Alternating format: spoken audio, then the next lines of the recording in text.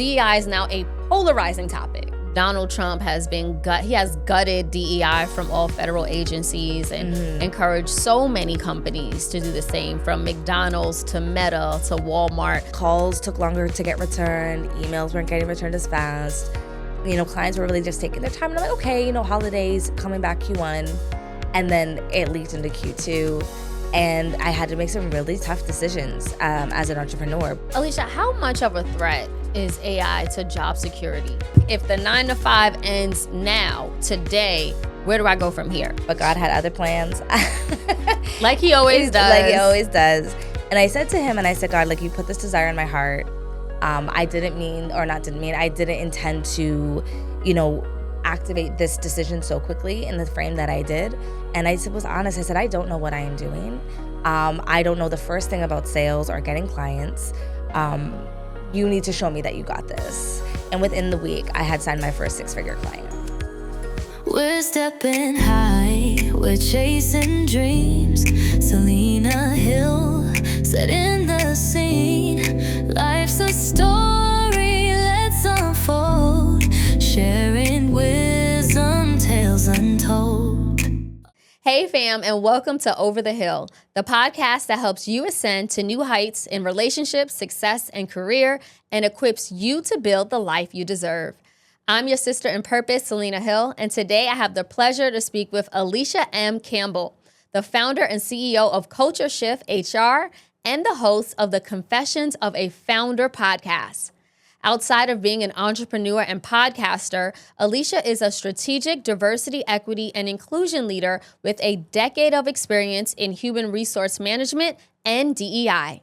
She has led multi-million-dollar workforce optimizations, engineered AI-driven compliance initiatives, and guided organizations through systemic shifts in culture and technology. Thank you so much for joining me, Alysha. Thank you so much for having me. Of course. So since returning to office, Trump signed an executive order to end DEI programs across the federal government and has encouraged private sector companies to do the same. That said, I'm excited to speak to you about just like strategies and tips that job seekers should be, looking forward to or focusing on right now, especially when DEI is under attack and a lot of folks feel threatened by AI. But Alysha, before we get to that, I want to just start. I talked a little bit about your background, and you actually have a really interesting connection to Meghan Markle. So I wanted to start there because that's like a fun fact, or however you want to frame it. Can you talk about how it is that you're connected with Meghan? Yeah, absolutely. So she has recently just launched her own podcast called Confessions of a Female Founder. Hey, Meghan. And,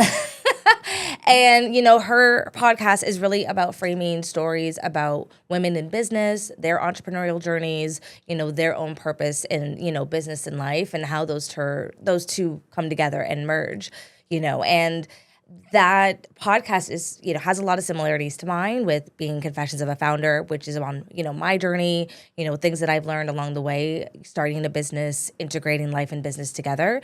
And I just love how there's just this deep desire for women to share their stories. I think that, obviously myself and Meghan run in different circles, and she has an incredible connection to other, incredible businesswomen and founders that I feel like myself and many other women can learn from and begin to also aspire to the goals that they've made as well.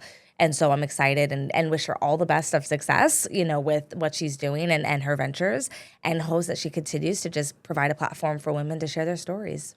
And I love how you said that there's space for all of us, especially now the title does sound very familiar, very similar to yours. And I know that you were contacted by a reporter when Meghan announced her podcast. Can you talk about that? Yeah. So it was a very surreal moment. I was just coming from an event and I was checking Instagram and a reporter from Yahoo reached out to me saying, hey, how do you feel about Meghan, taking your podcast name and, basically helping your podcast? I was like, Meghan Markle? I was like, what? And I Googled it and it was front and center. And I was literally on the phone with my husband. I was like, oh my God. I could not, because it's just, you don't ever imagine that ever being a thing. And I had a very surreal moment where it was like, this is great, this is exciting. People are obviously trying to pick up a story, but then the bigger question was, what does this all mean? I've never encountered anything like this before. When I started my podcast, it was, it's a very personal journey. It was like a platform I really wanted to start and had, ideated for years prior to her. And for this to happen, it kind of also took me back of like, okay, what is now my brand? How am I protecting my brand? How do I continue to make sure that this is something that I can continue to use moving forward? Again, yes, we can both be in the same space, but how do we make sure that my space is being protected as well? And so that kind of led me on the journey of thinking about trademarking, different copyright protections, because for me, this brand is so much more than just a podcast. Like I have ideas and ideations of things I want to move forward with, but want to make sure I can do that effortlessly. And so that got me thinking differently about my other brands, again, how I'm presented, what that means from an asset protection perspective, and really just being more savvy in this space, because this was a whirlwind of an experience. Yeah, and I'm so glad you mentioned that, because I don't think enough creatives and entrepreneurs really understand the importance of trademarking and protecting their IP. And some of us learn the hard way. Yeah. So you're currently in that process, you said? I am, yes. And even with that, it's so tricky with verbiage and words, because it's the English language. So it's the way that it's written, it's the way that it's phrased together. Are you adding your name to it? Are you not? And so different things can change even how the trademark is presented and then even approved or denied. And so it's, I have an incredible legal team that's supporting me in this process. And the whole goal is to, again, just to protect. I would never want to tear down or go after anyone. That's definitely not my intention. Because again, I think there's space for both, but just making sure that in each of our spaces there's the right protection so we can keep doing what we love. And for other creators who also want to share similar stories or on similar themes, be able to do that as well. Speaking of doing things that we love, you weren't always an entrepreneur. Before you opened your company or founded your company, I read that you called yourself a desk sitter. Yeah. So you went from a desk sitter to a 6-figure sensation. Yes. Tell us about that journey and that process. I was definitely a desk sitter, workaholic. I was always at work. I was like one of those first working corporate. Working corporate, yes. I worked for large Fortune 500 companies, smaller startups, and really ran HR departments. So everything from talent acquisition to employee engagement experience, employee retention efforts, workforce transformation, DEI initiatives as well, making sure that we're being equitable in our practices. And really before any of that was really now popularized in how we've known it over the past few years. And so through the different work and, climbing that corporate ladder, I just continued to work super hard, found different organizations that valued my talent at top dollar, and just continued to just go after job after job. And for me, I got to a place about 7 to 8 years in my experience where I just got tired of all the isms that I was facing. And I really came to a breaking point where I was like passed up for a promotion. This was now the 3rd time. And I was like, what am I doing? Like, what is going on? And the question that came to me was, if there's not a door, create it yourself. And that's when I started Culture Shift. And for me, I didn't know what I was doing. I did not read any books. I did not have any, business plan or anything of that nature. But all I knew was I loved what I did, and I just wanted to do it with really, really good people. And slowly but surely started to build the business. One client led to the next, to the point that I really had to make a decision where, do I keep working corporate? Because I was balancing both at the time. When I decided to go full-time, I was balancing both corporate and my business. And a decision came to me where I had to decide, do I stay corporate and maybe, pursue a bigger job, C-suite, all the things, red carpet offer, or do I put all that energy and work into my own business? And I decided to bet on myself. When I did that, it was very scary because initially I had a plan, but God had other plans. Like he always does. Like he always does. And I said to him, God, you put this desire in my heart. I didn't intend to, activate this decision so quickly in the frame that I did. And I was honest. I said, I don't know what I am doing. I don't know the first thing about sales or getting clients. you need to show me that you got this. And within the week, I had signed my first 6-figure client. Wow. That's amazing. Yeah. And was it only up from there? It was definitely only up from there. We had incredible years. I grew my team, was able to hire full-time staff. We were working with companies all over the US, Canada, as well as overseas as well, doing DEI, fractional HR support, project management, hiring, you name it. And so it's definitely been a journey. Which you can all find out more on my podcast, Confessions of a Founder. And and since then have been pivoting, reinventing myself, exploring new avenues of what business looks like. And I think also understanding the different layers of just not only my brand, but me. And I think that's just, it can be a challenging journey, but it's also really beautiful because one thing doesn't always look the way that you think it would. And that can be really, really scary when you don't recognize the thing that you're building, but you know it's the right thing to do. Yeah. And so just really trusting yourself and putting yourself out there in a way that is authentic and really just true to who you are. Speaking of your business, I know you just mentioned DEI. That was a large part of your expertise and specialty, even within the business. And now that DEI has been under attack, as I mentioned in the intro, Donald Trump has gutted DEI from all federal agencies and encouraged so many companies to do the same, from McDonald's to Meta to Walmart. Yeah. We're seeing all of their DEI policies and promises pretty much abolished. Did you have to shift your focus in your business since Trump has come into office? Yeah, absolutely. And even beforehand, like we were shifting back in 2024. We noticed the climate was already starting to change. Things were starting to already go away. Even from a business perspective, clients were pausing contracts, making budgets incredibly smaller than what had been initially proposed.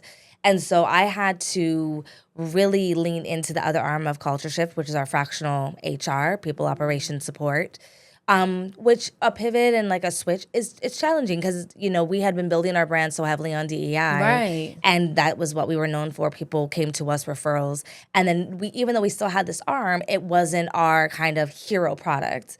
And so going into this space, it was really leaning back into the fundamentals because at the end of the day, companies are still going to need to hire folks. People are still going to have to do onboarding, training, grow their global teams. And that's something we still do at our very core. But we still do it with a DEI lens. Everything we do, no matter whatever policies or things are going on in the kind of geopolitical space, we're always going to focus and create things that are inclusive and equitable for everybody. Because that's just how I built Culture Shift. That's how I'm built. And that will never, ever, ever change. And so for me, it's like, how do we just continue to provide the utmost value, the best service, the best experience for our clients, for our customers, and while also still, making sure we're hitting that bottom line. It's definitely easier said than done. I had to really think long and hard on like, what are the things we want to do now versus what do we want to do in the future? Because as much as I love HR, there's so many incredible things I want to do in this space that also I know clients aren't ready for because they have so many things to manage and to juggle. And so how do we continue to meet their needs, but also provide services like AI integration into their HR tools that allows them to really understand, okay, AI is here. It's not going anywhere. Everybody and anybody is using it. How do we integrate it and now add it with, the counterparts of our teammates, our colleagues from a human perspective? I think AI is an incredible tool. It allows us to optimize and be so much more efficient with our time and our energy, but there's a right and wrong way to use it. And so how do we train our staff to use it? How are we creating policies around it for safety, privacy, concerns as well? And also how do we integrate it to make sure that we're actually optimizing it to use it for cutting edge initiatives or things that we're doing? And so that's been a really interesting conversation I've been having with clients because, again, even though it's here and we use it in our kind of maybe private lives, it's not really fully integrated yet in the workplace. And so that's led to a lot of interesting conversations and dynamic. Alysha, how intentional were you about sort of branding your business away from DEI and now leaning and leading with it being an AI-driven solutions type of consultancy? Oh, I was very intentional. And you said you started making that shift End of 2024. Exactly. Before or after Trump was elected? Oh, sorry. Beginning of 2024. Really? You noticed the shift that early? Oh, yeah. Very, very early. In the private sector, things were already starting to come out. Things were starting to pause. And it happened very quickly because end of 2023, we had an incredible year. I had already secured almost half of what we made that year in quarter one of 2024. I was already thinking of doubling my team. And then I just noticed a shift. Calls took longer to get returned. Emails weren't getting returned as fast. Clients were really just taking their time. And I'm like, okay, holidays coming back Q1. And then it leaked into Q2. And I had to make some really tough decisions as an entrepreneur because, I always want to prepare for the worst in terms of okay, our finances, again, I have W-2 employees, they have families. So it was really pressed on me to think about, okay, what in the worst case, are we prepared? And we were, but preparations only take you so far when you think about your financial runway and things like that.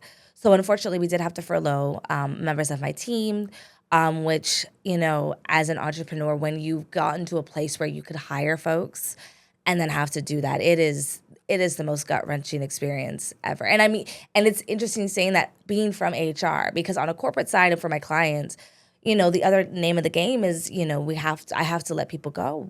There's turnover. We have to, change things. So when I can do it for other people, I do it from a very human perspective. But because it's not my team, it doesn't feel the same. Right. But when you don't have a personal connection to the people that you have to lay off. Exactly. But when I had to do it, it's not that I let them down. I felt like I let myself down.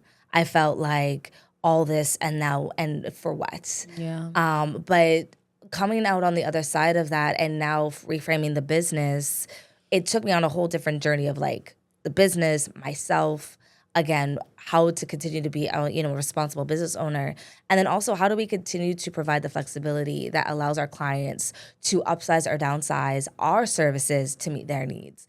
But yes, absolutely. We were seeing this at the beginning of 2024 and had to make all these changes. And so when Trump was elected and all these things came into play, we felt it a little bit, but not as much as we would have if we hadn't already taken those steps. Yeah, I have a friend who lost so many contracts top of this year because so many companies cut their DEI officers as well as departments and budgets. And she, as an entrepreneur, has been talking about the struggle.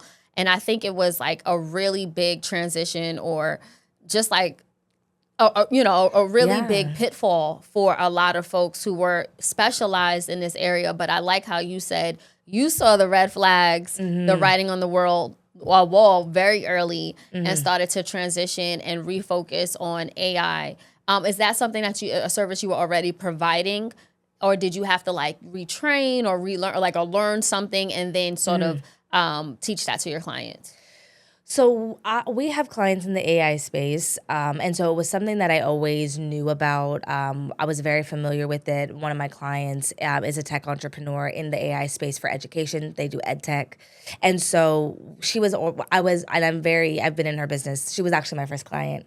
And so I'd been in her business now for 7 years. And so I was very familiar with AI. We had utilized a lot of AI in our operational work. And so for me, it was now that's the thing. AI is such a scary, at the time, such a scary thing. It is now just becoming palatable for folks, feeling comfortable utilizing it and being able to access it more easily.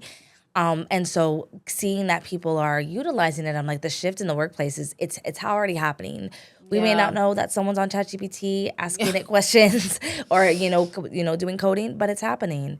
And so the sooner clients can understand that and then, be upfront and utilize it the best way that serves the business still, that's the best value we could provide. And so we were really intentional about how do we position this? What does that look like? And the biggest thing that we've had to do is about education. Because again, clients are very wary about bringing this into the workplace and it being potential issues with privacy concerns. And so a lot of it is around education. A lot of it is around how do we make this work for you?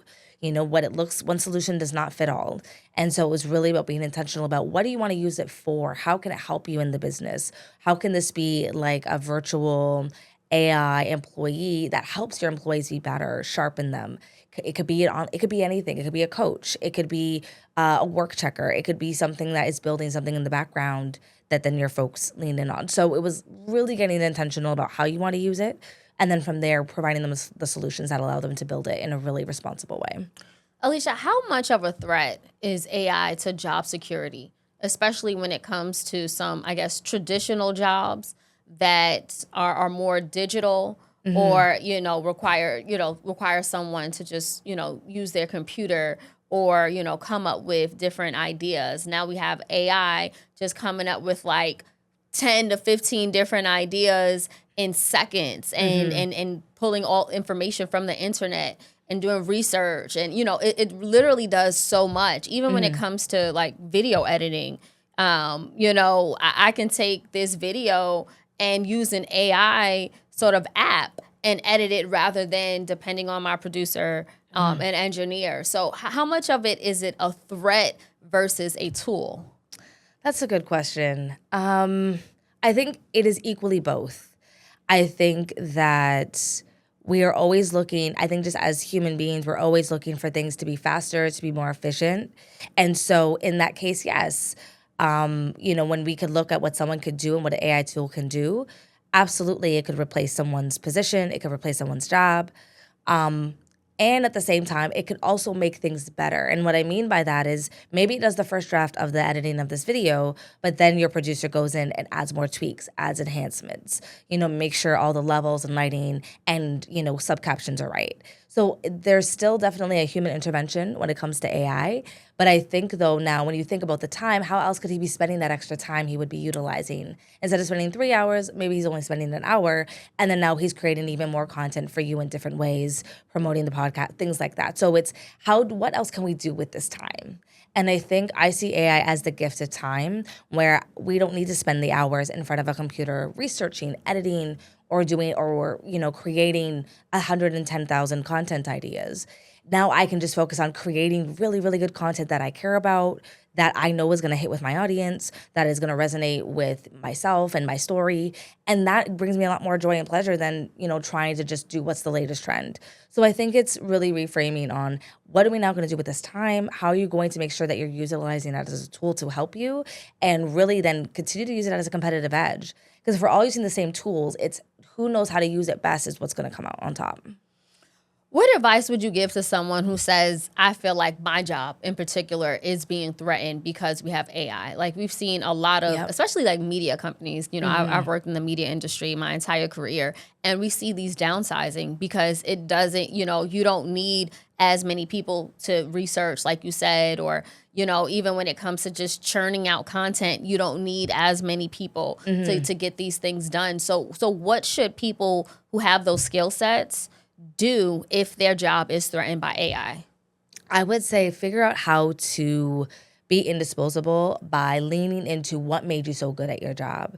And so if it's a specific area, upskill. If it's leaning into a specific knowledge area, learn more, and really become the expert. Because yes, all these AI tools can research, but at the end of the day, we are still human beings that love to interact with human beings. I don't want to interact with an AI toolbot, chatbot. I want to talk to people. I want to network. I want to connect. So upskill your communication skills, your knowledge, insights that you have, and even use AI to help you. But be that person that people want to connect with, work with. And if they had to choose one over the other, they're choosing you. So I would say that's number one. I think number two, how can you leverage, if you maybe want to start your own business, how can you leverage AI to do that? Because again, you are the expert in what you do. Use AI as a tool. Be a consultant. Be, a fractional editor, producer, and help folks utilize these tools because it can be overwhelming. So if you know what you're doing and you know how to use the tools at the same time, you're an asset that someone can't replace. And so I would say just be really smart and be really savvy.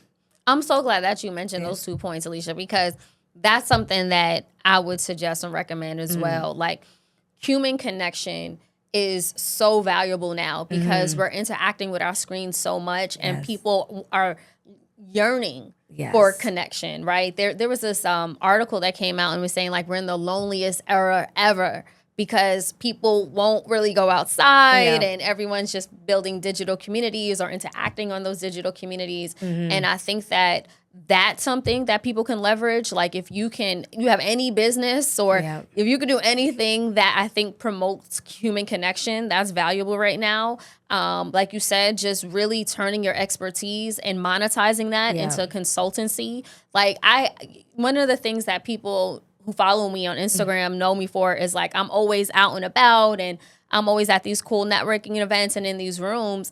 And like I had someone who was like, well, like how much like do you consult? Like how much do you charge to like sort of like help me build connections in rooms? And I was just like, that's not even something I ever thought about. But it is something I've been doing for the last 15 years. So technically I'm an expert in that. And like if folks, want to take watch one of my webinars where I break down, best strategies to network and how to get access, that's something I wasn't necessarily thinking about. Exactly. So I would encourage anyone and everyone watching that just realize whatever your uniqueness is, there's somebody willing to lean in and a lot of times even pay for that. 100%, 110%. And I think it's such an interesting thing that you talked about with the loneliness and the connection piece is that I saw an article about how there's anxiety around Gen Zs picking up the phone. Really? Oh, they don't like to talk on the phone. They don't like to talk on the phone. So simple things of booking a doctor's appointment or setting up an interview, they need coaching because they have anxiety and they don't know how to overcome that. And that's just... It's for me, that's just so mind-boggling because I'm like, I'm on the phone all the time. That's just how, that's how I built my business. I started in this space as a recruiter. So it was pick up the phone and dial. That's just what I know. And so to hear this, it feels very, there's such a disconnect and also at the same time an opportunity because phone etiquette. Hi, how are you? Courtesies. Those are those things that we take for granted. They're starting to fall by the wayside. And yet those things are connection points that help you get the job, that help you secure maybe a client, that help, move you to the next step in something. So absolutely, +1 to everything you said. Yeah, I didn't even realize that could be a skill set. Just like human connection, phone. I didn't know phone etiquette was a thing. Yeah. Like I know like acing interviews, I definitely, I did a lot of research on that when I was applying for different jobs. But, to your point, it could be as simple as like, how do you talk on the phone? Yeah. Like, how do you close a deal by having these human connections? So, great point. I do want to shift gears just a bit, just to get back on DEI, just because it's on the forefront of our minds. Like every day, there is a new headline around the Trump administration attacking DEI. We saw it with the private sector. Now he's going as far into education, cutting off funding at Columbia University. There was a story that I was just covering about how Harvard University, he cut like $2.2 billion in federal funds because supposedly, they're not conforming to what his administration thinks are the standards. Yeah. So regardless of that, DEI is now a polarizing topic. Yes. Like just 5 years ago, it was the biggest thing in 2020 and post 2020, right? Yeah. And now companies don't even want to talk about it, right? Yeah. They have like a caution, I've been on calls where folks don't want to use the letters or they don't want to say Trump's name or, whether it's in public or even like something that's being recorded. That said, why should companies continue to commit to DEI when we're in this landscape? That's a powerful question. And it's powerful because you use the word commit. And I think that's what is key is companies aren't committing. They're not choosing to even acknowledge the term or really have it a part of kind of like their company culture. What I've been seeing lately, or not even lately, but over the past few months, is changing it to belonging or just, putting it under the word culture. Or inclusion. Or just inclusion, exactly. And I think that at the end of the day, no matter what we want to call it, we still have an obligation to make workplaces safe And that means psychological safety. That means being able to see all shades of the rainbow in our workplaces, making sure that we're creating standards that do not discriminate, that allow people to have fair opportunity and access, and that allow them to earn the same as any other counterpart in the organization at that job level. And so, call it polka dots. It doesn't matter. Yeah. This is just something that as a workplace, if you want to actually be a place where your employees are thriving, where they are feeling like they're making an active contribution, where they are growing their careers, that's a non-negotiable. Whether it's being said or not, or it's on a piece of paper or a banner, you won't keep your talent if you're not an inclusive workplace. That's just kind of the bottom line in today's day and age. And folks and employees are like, listen, this is what I come to the table with. If you're not like this, then I'm gone. Like, employees are also standing up for themselves and saying, like, we aren't tolerating this, or I'm going to quiet quit and you're just going to get the bare minimum from me so I can collect my paycheck and go home. Who wants to work in a workplace like that? Like, that's not sustainable. Businesses, run on that extra kind of sweat equity where we pull in an extra hour here or there, we lean in. If that's not happening, you're going to see that on your bottom line. You're going to see that in your, client reviews. You're going to see that in the way that your people show up, and it's going to affect you. And so I think it's just a call to organizations to say, what are you really trying to do at the end of the day? What type of place, when you started your business, what was the goal? What type of workplace were you trying to create? What type of impact were you trying to have? And are you still doing that? If you're not, you really have to ask yourself why. And if you are, you have to figure out a way of how to make sure you keep it while all this chaos is happening.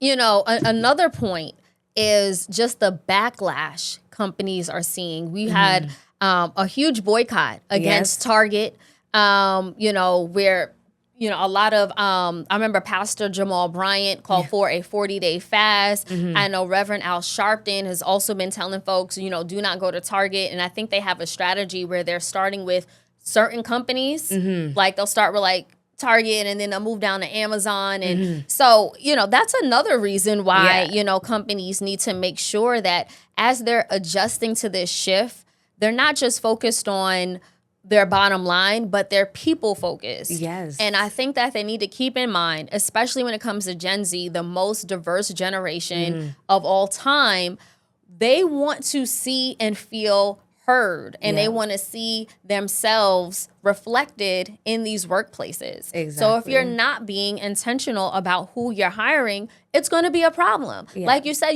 Gen Z, they'll go on TikTok and they'll put the whole company down and tell everyone, they'll blast them and tell them, do not work there. There's no diversity. It's only white men. And, so even the corporate baddie, I love DeAndre. He's one of those TikTokers who was he's a Gen Zer, and he was always talking about what he demands from any employer. And again, diversity is something that, again, the youngest generation demands. They demand. But that said, the Trump administration does still have a lot of power, right? They're wielding this power, and companies are, as a result, sort of falling in line. What would you say if a company wants to remain committed to cultivating a diverse workforce, but they don't want to experience any legal challenges? How do they navigate that? So this is where, having a really great employment lawyer is key, because at the end of the day, even with whatever legislation comes down, we have to think about what is actually how we do have human rights. We have rights as human beings. And so when we think about our policies and practices as a workplace, how are you treating, at the bare minimum, your people? Are you, paying to market standard? Are you creating equitable policies? Are you creating space where if something does happen, there's a way folks can report it or feel safe? And so I think that when companies are like, we don't want to get into legal trouble, but how do we do this? DEI, in the sense of being able to hire people of color, of different nationalities, different genders, different sexual orientations, is not illegal. That is not illegal. So at the end of the day, sure, maybe you want to change your DEI policy or your program or rename it if you want to. But at the end of the day, who you choose to hire is your decision. That does not change in any of this. And so that, I think, is what the key takeaway is from that is continue to do the things that allow your folks to feel safe, to feel healthy, to feel engaged, and continue to hire folks that allow you to reflect the diversity that you want to see, because no one can change that except you. I was reading an article and they were saying that some HR consultants were actually telling companies, or the companies were telling their consultants, when you recruit, like they'll tell them on the side, well, make sure there's some women candidates and in the pool.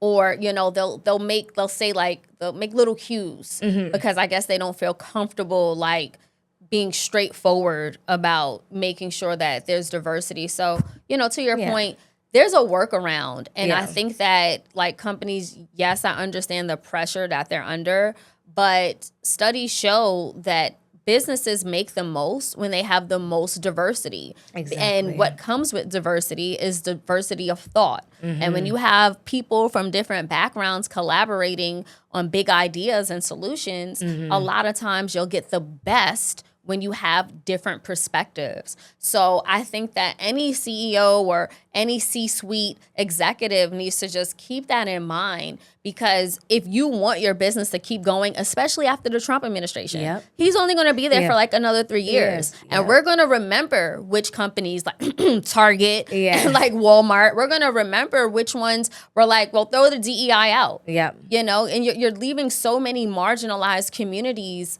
behind when you're not being intentional about hiring from those groups. 100%.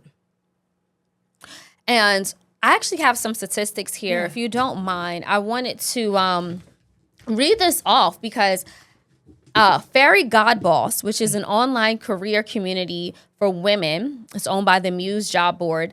They recently surveyed hundreds of women and found that 52% said they are concerned about job security or new job opportunities due to instability in the federal government because of the DEI abolishment and other things. 79% said they believe recent news about companies and the federal government removing DEI initiatives will negatively impact opportunities for women in the workplace. 50% said that they have anxiety over the current climate and it's influencing their career paths. As a result, they're taking like freelance or gig jobs. 42% they said they feel pressure to accept lower pay or lesser benefits. And 22% said they are delaying salary negotiations or promotion requests. Again, women, I think we are feeling it the most. So my question for you, Alysha, is what advice would you just share with women workers at this time who don't feel safe and don't feel protected? There's so much. And I think the workplace is this is not new, us not feeling safe in the workplace. I mean, we're still getting paid, 72 cents to the dollar. And that has not changed.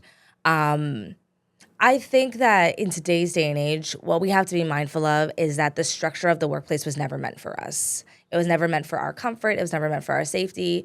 It's gotten better, absolutely. Like, you know, there's been organizations that have been really intentional to create workplaces that allow us to be women and be able to be our full selves, be mothers, and, you know, take leaves and all of those great things, which is amazing. But I say that as a reminder that these have been exceptions and not the rule.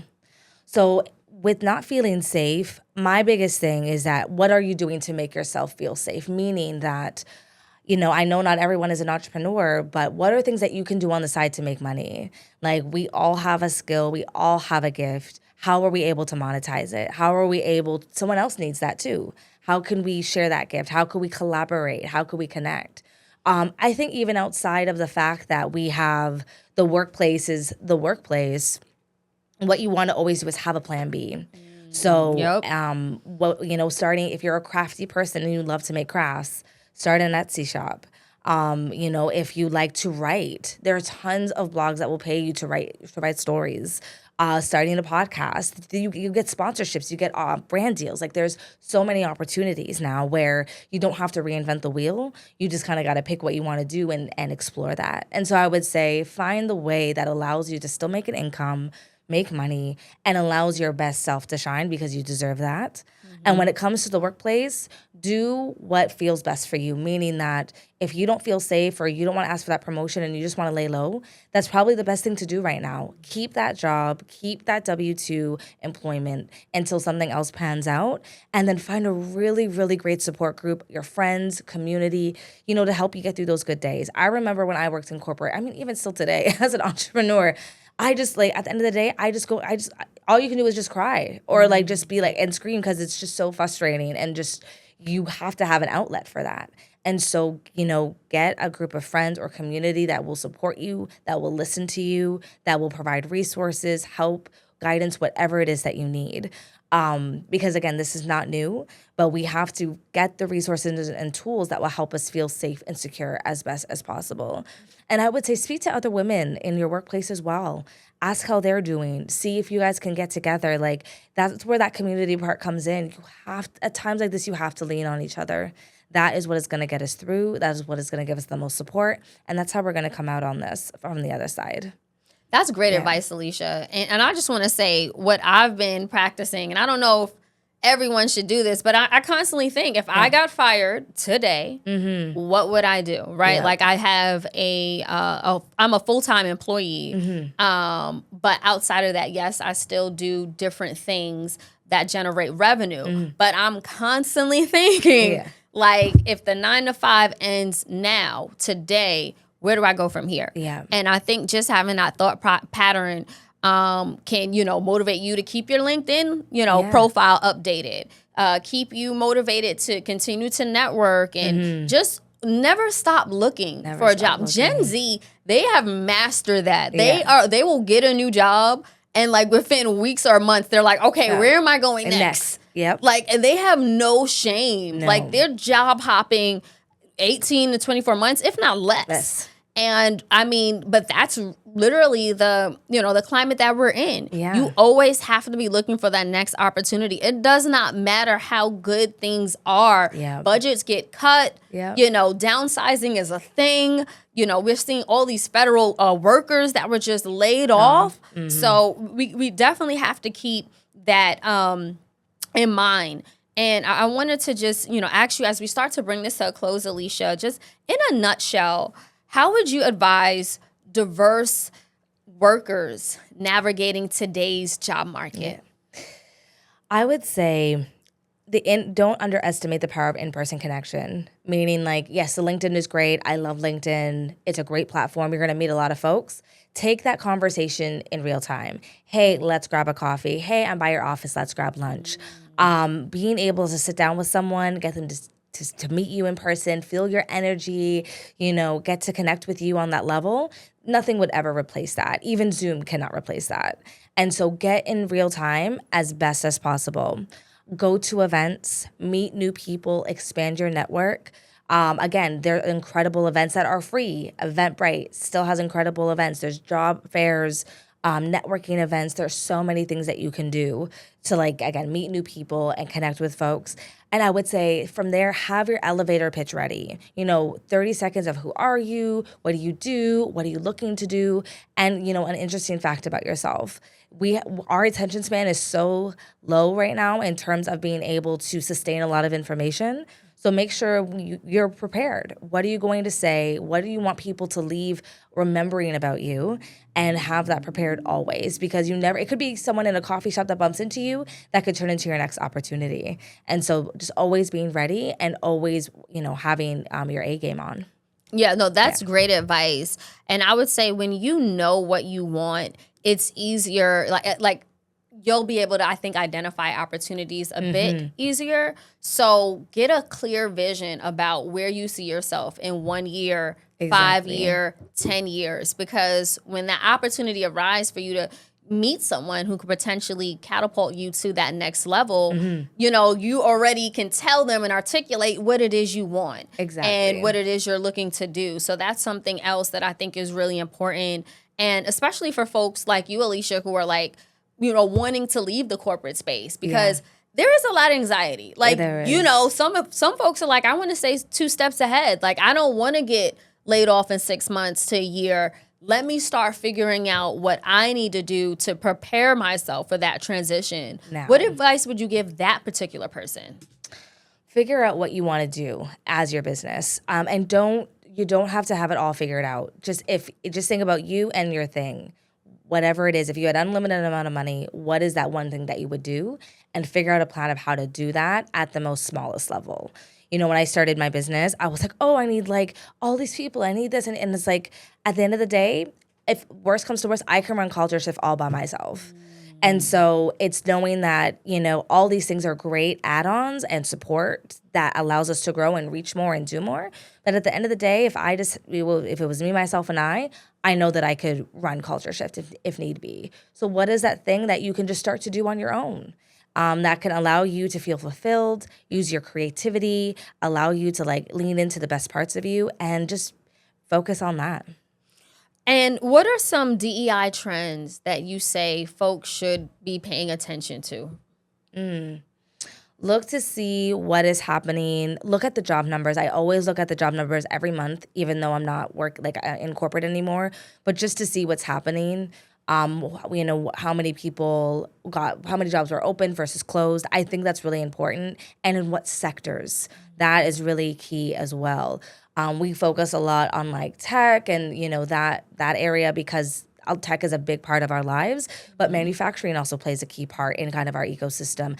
Agriculture plays a key part in our ecosystem. So what's happening there from the sense of how is that generating economic revenue for other companies and industries to also then hire and prepare opportunities for diverse talent? That's so good. Alysha, is there anything else you should add that you would like to add?